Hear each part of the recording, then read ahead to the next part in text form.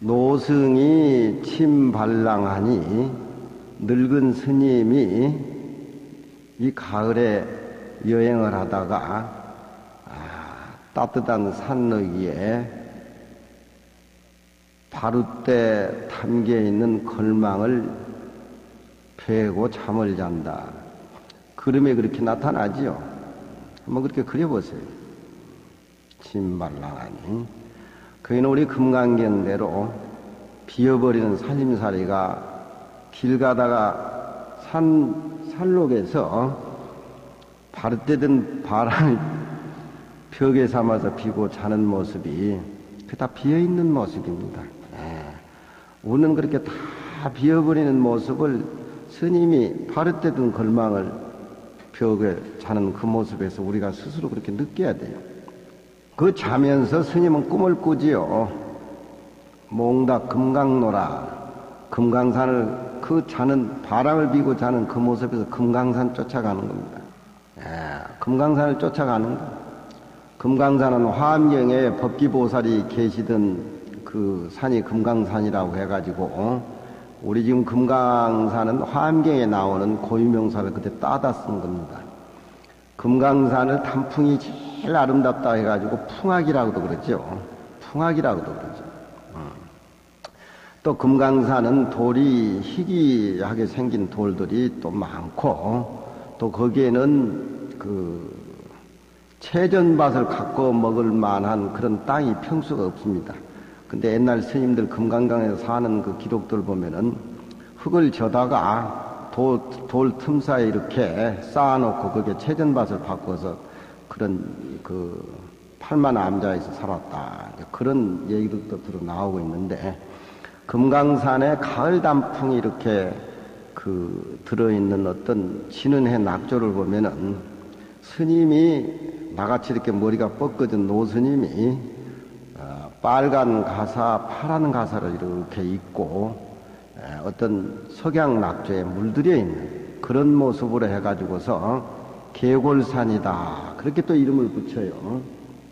근데 전부 스님의 모습입니다. 금강산 모습은. 몽답 금강노라. 바로 든 걸망을 짊어지고 꿈에 그 순간에 꿈을 꿨는데 금강산으로 마구 달린단 말이에요. 소소낙엽성 바람이 휙 부니까 산자락에 낙엽이 우수수 떨어지니까 소소란 말은 쓸쓸하다는 소리입니다. 풍요로웠던 여름이 지나가고 가을에 단풍이 들어서 가을 바람이 부니까 낙엽이 우수수 떨어진 걸 소소라 그래요. 소소란 말은 낙엽이 쓸쓸히 지는 모습입니다. 소소낙엽성 쓸쓸히 지는 낙엽 소리에 경기 스님은 잠이 깨서 이렇게 일어나 보니까 가을 산이 단풍이 익을 대로 익어가지고 물이 들어서 말하면은 추산 가을산이 저물더라. 벌써 해가 지고 그 후에 절에서 종소리가 이렇게 들리는 그런 모습이다. 저런 시를 많이 이렇게 애우고 음미를 많이 해보면은 사람 마음이 조용해지고 지극히 단박해지고 지극히 비어지고 지극히 고요해지는 겁니다. 노승이 바루때 같은 걸망을 벽에 삼아서 산에 오르다가 이렇게 주무시다가 몽답 금강노라 꿈속에 금강산 가는 그런 꿈을 꾸었는데 소소낙엽성 바람이 부니까 쓸쓸히 떨어지는 낙엽 소리에 놀라 깜짝 일어나 보니까 벌써 해는 서쪽에서 누엿누엿지는데 가을산이 저물더라. 금강산 못 가가지고 환장병 걸린 노스님이 무명시라 그렇게 진 그런 내용의 시 같습니다. 세상을 살아가는 데는 공부를 우리가 한 가지씩 한 데는 꼭 금강경을 해야 됩니다. 요즘같이 어수선한 세상에 그 오중해원이나 벽암록이라든가 그런 그 무문관이라든가 그렇게 보면은 너무나 유명한 구지선사하고 구지선사 시자하고 손가락 법문이 나오죠. 우리 불자님들 하면 그런 법문을 많이 들었을 겁니다. 그 중국 무주 금화산에 송나라 때 당나라 때 유명한 구지선사가 있었는데, 하루는 비구니 스님이 대가삿을 쓰고 그 구지선사 방에 들어와가지고 세 바퀴를 이렇게 삥 돌면서 스님이 한마디 해줘야 내가 쓰고 온 이 대갓을 벗겠습니다. 그렇게 구지선사한테 얘기를 하니까 구지선사가 조실노릇을 했는데 그 비군이 여승에 답을 못 해주고 땀을 뻘뻘 흘리고 있으니까 여승이 내일 또 오겠습니다. 그 답을 꼭 제게 한마디 해주시오. 그렇게 갔어요.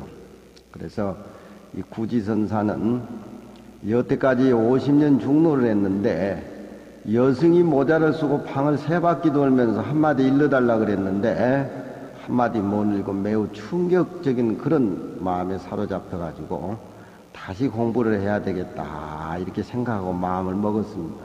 그날 저녁에 몹시 괴로워서 자복에 앉아 있는데 도량신이 와가지고 스님 뭔데 선지식 찾아서 가르누까 공부할 거 없습니다.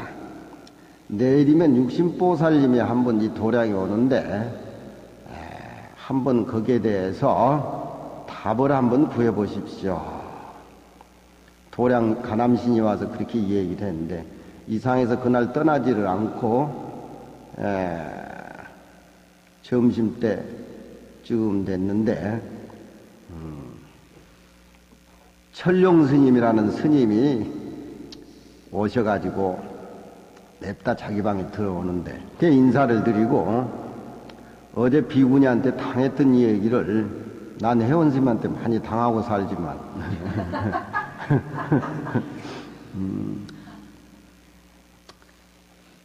비구니한테 당한 얘기를 하면서 한마디 일러달라 그러는데 한마디도 못 읽고 내가 선지식을 찾아다니면서 다시 일착자 공부를 하려고 그렇게 마음을 다짐을 하는데 가남신이 어쩌니 꿈에 스님이 오신다라고 하는 것을 미리 예고를 해서 제가 기다렸습니다.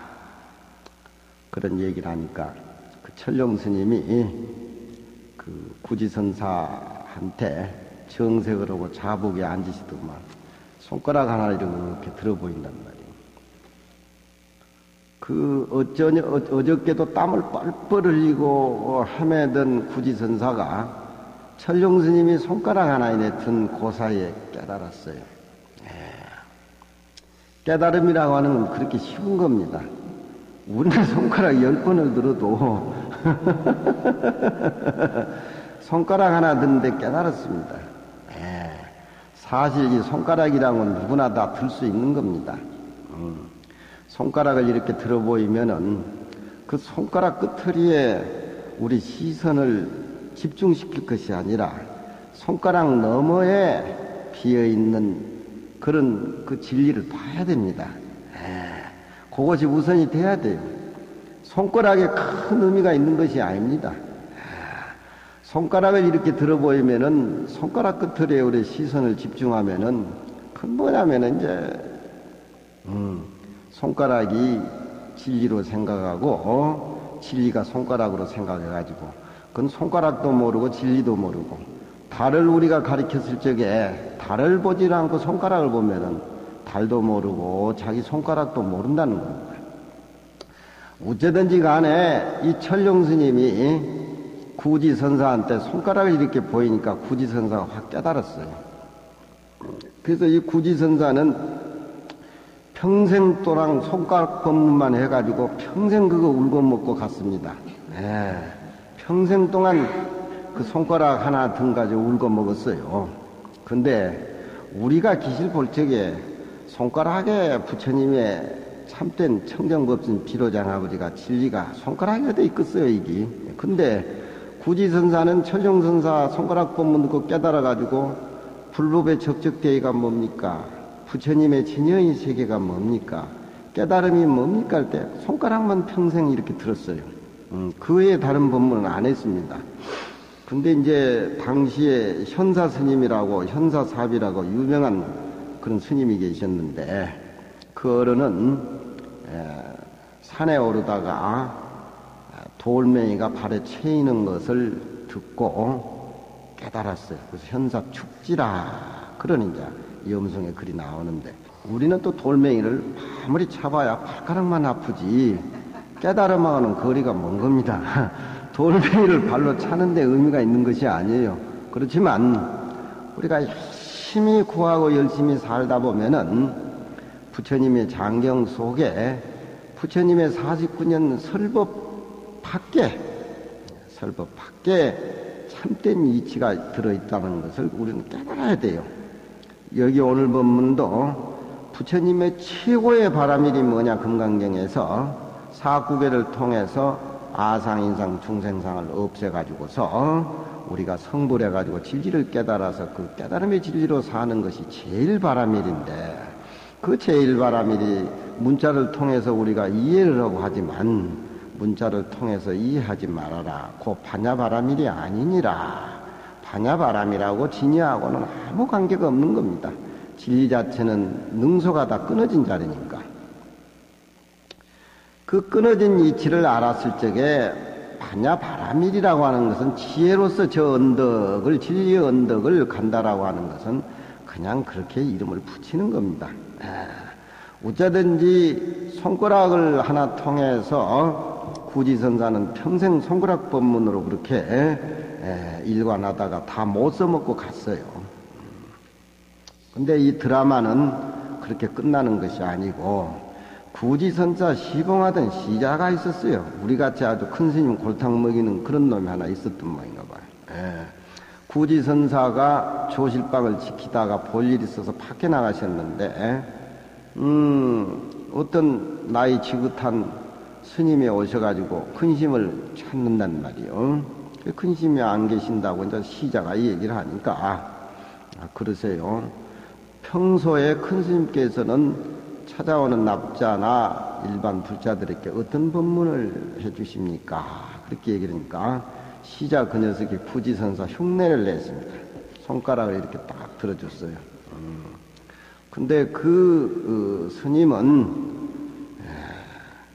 스님이 보여주는 손가락은 저렇게 가볍게 드는 손가락이 아닐 것인데 하면서 고개를 끼우뚱 하다가 의심은 좀 생기기는 생겼지만 근심이 안 계시고 하니까 하산을 했습니다.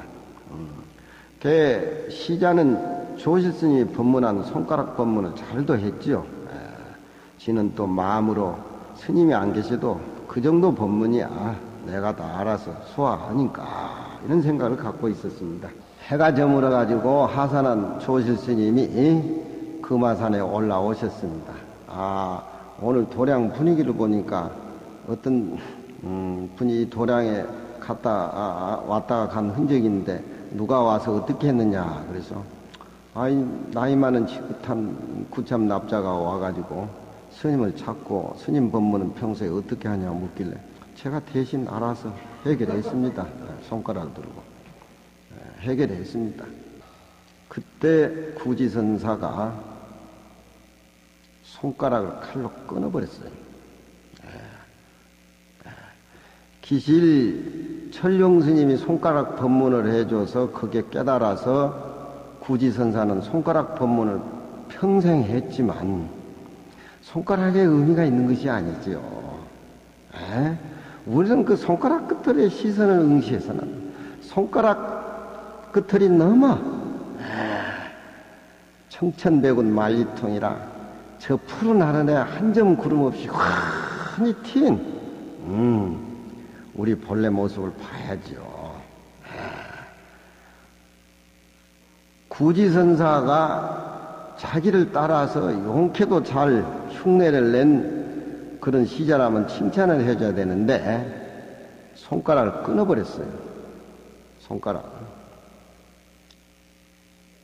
끊어버리면 손가락이 얼마나 아프겠습니까? 고발해야죠. 전추 맷지로 맷주 짜가지고. 그 손가락을 끊어버리니까 시자가 놀래가지고 함을 지르고 통고를 하면서 도망을 가죠.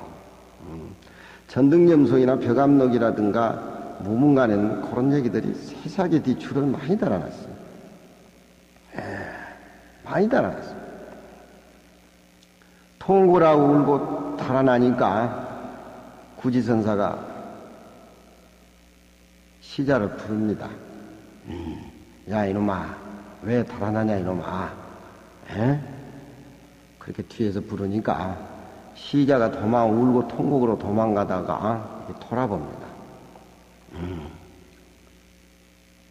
너 부처님의 진리가 어디에 있다고 해야 되느냐. 시자도 대단하지요. 도망가는 시자를 불러서 구지선사가 그렇게 묻습니다. 부처님의 진리가 어디에 있다고 생각하느냐. 그때 시자가 손가락을 이렇게 들려고 하니까 손가락이 없어. 손가락이 끊어져 버렸으니까 손가락이 없어. 손가락을 들려고 하니까 지 손가락이 끊어져 버렸다는 거예요. 거기서 시자가 깨달아요. 어차피 손가락은 잊어야 됩니다. 금강반야 바람이리 직비반야 바람이리 시명반야 바람. 내가 금강경 내용이야 똑같이.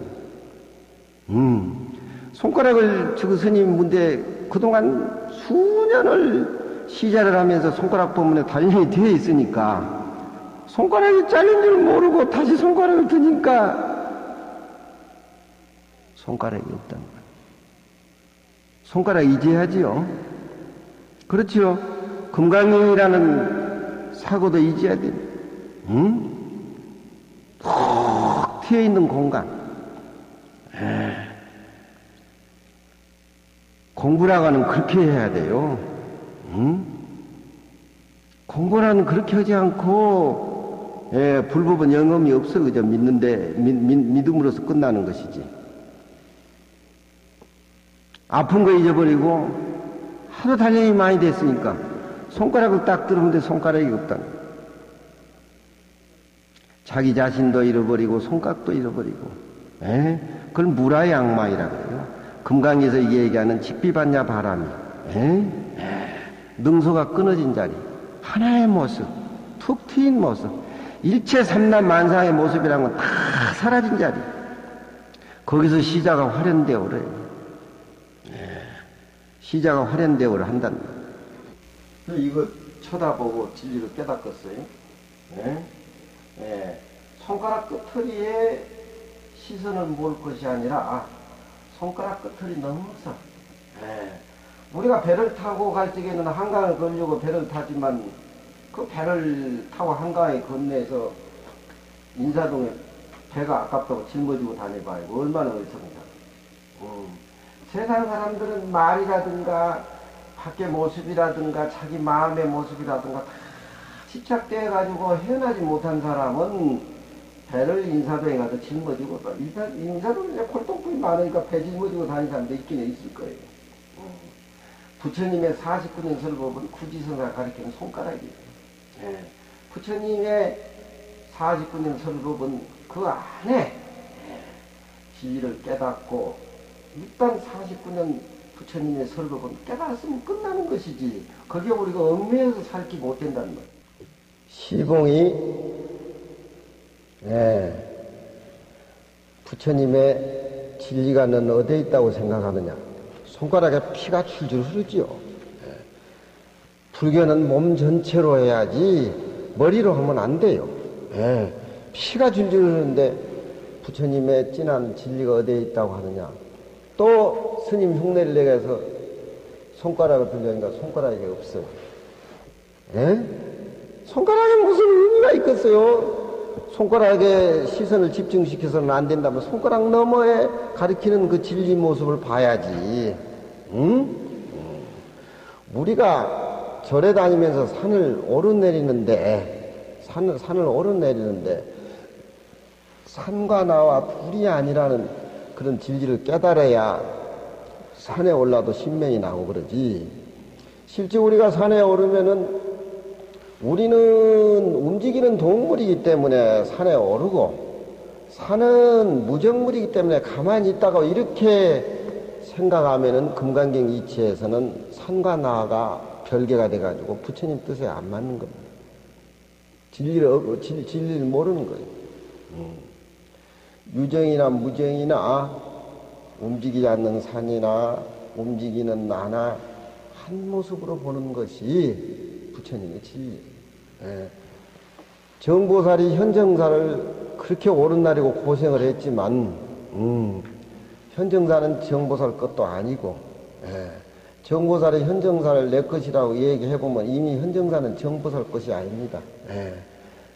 현정사가 정보살 그 전 산체 전체 자체가 둘이 아니라는 그런 진리를 깨달아야 비로소 나의 몫이 전체의 모습으로 둥글게 이렇게 들어가는 것이지, 벌써 산과 나와 산이 둘이라고 생각하면 벌써 그것은 부처님 진리하고는 거리가 멉니다. 하느님과 나의 관계, 부처님과 나의 관계는 둘이 아닌 차원에서 우리가 그런 수행을 해야 부처님의 진리가 원륭하게 들어가는 것이지, 그렇지 않고는 항상 둘로 생각하면은 자꾸 서로 엇걸려서 안 되죠. 무문이라는 스님이 시자가 손가락을 긋고 그게 깨달은 장면에 대해서 무문이라는 스님이 무문간에 보면 저렇게 송을 지어서 시로 표현해요. 송을 지어서 시를 표현한단 말이에요.